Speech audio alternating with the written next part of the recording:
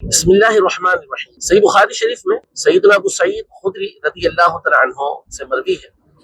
آپ فرماتے ہیں کہ نبی پاک صلی اللہ تعالیٰ علیہ وآلہ وسلم منبر پر تشریف فرما ہوئے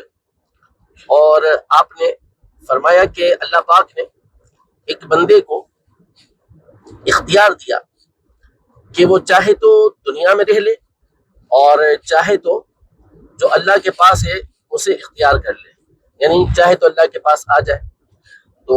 اس پر اس بندے نے جو اللہ کے پاس انعامات ہیں، جو اس بندے کے لیے نعمتیں ہیں، اسے اختیار کر لیا۔ اس پر حضرت ابو سعید خدری رضی اللہ تعالیٰ عنہ فرماتے ہیں کہ حضرت ابو بکر رضی اللہ تعالیٰ عنہ رونے لگے، تو میں نے اپنے آپ سے کہا دل کے اندر کہ اس شیخ کو، یعنی ان حضرت کو، سیدنا ابو بکر صدیق رضی اللہ تعالیٰ عنہ کو کس چیز نے رلا دیا؟ اللہ نے ایک بندے کو اختیار دیا ہے کہ وہ چاہے دنیا میں رہے، چاہے وہ اللہ کے پاس جو چیزیں ہیں اس کو اختیار کر لے،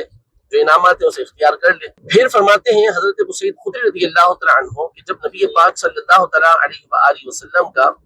وصال ظاہری ہوا تو ہمیں پتہ چلا کہ نبی پاک صلی اللہ علیہ وسلم نے جس بندے کی مثال دی تھی وہ خود آپ علیہ الصلوۃ والسلام کی ذات تھی، کہ اللہ نے آپ کو اختیار دیا تھا کہ آپ چاہیں تو دنیا میں رہیں، چاہیں تو آپ دنیا سے تشریف لے جائیں۔ فرماتے ہیں سیدنا ابو سعید خدری رضی اللہ تعالیٰ عنہ کہ وہ کان ابو بکر اعلمنا، یعنی حضرت ابو بکر رضی اللہ تعالیٰ عنہ ہم سب میں سب سے بڑھ کر علم والے تھے، تمام صحابہ میں سب سے بڑھ کر علم والے سیدنا ابو بکر رضی اللہ تعالیٰ عنہ تھے۔ علامہ بدر الدین عینی رحمۃ اللہ تعالیٰ علیہ اس حدیث کی شرح میں ارشاد فرماتے ہیں کہ حضرت ابو سعید خدری رضی اللہ تعالیٰ عنہ نے مجمع عام میں یہ حدیث پاک بیان کی، تو ان تمام کا جو لوگ وہاں پر موجود تھے یہ اعتقاد تھا کہ سیدنا ابو بکر رضی اللہ تعالیٰ عنہ یہ صحابہ میں سب سے بڑھ کر علم والے ہیں، ورنہ کوئی نہ کوئی اس کے اوپر گفتگو کرتا ہوا کہتا کہ نہیں